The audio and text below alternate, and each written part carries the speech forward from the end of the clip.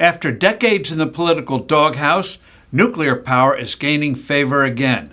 But here's why it won't be replacing fossil fuels anytime soon.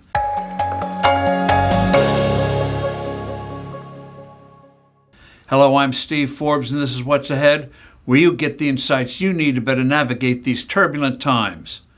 The recent announcement that Microsoft has agreed to buy power from a retired nuclear reactor at the notorious site of 3 Mile Island graphically illustrates a marked shift in political attitudes. 3 Mile Island, of course, was where a nuclear power plant experienced a meltdown in 1979 that scared the wits out of the nation.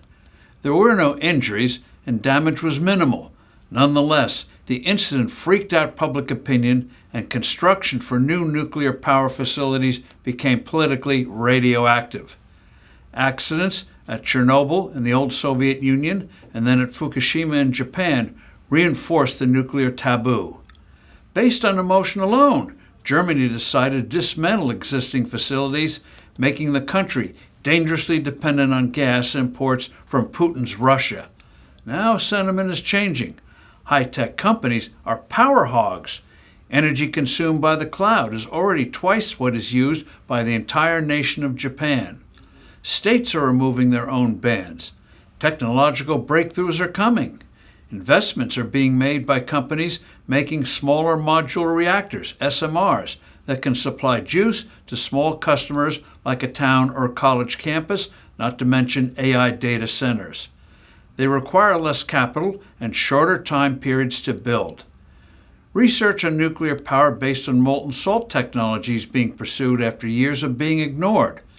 In the 1950s, the Air Force did research in this area when it wanted to develop a nuclear-powered airplane that would need no refueling for long-distance missions. The work was stopped with the creation of intercontinental ballistic missiles. The Microsoft deal is the first time a retired nuclear generating station is being reactivated, but serious obstacles remain. The Nuclear Regulatory Commission, the NRC, is a nightmare for getting approvals.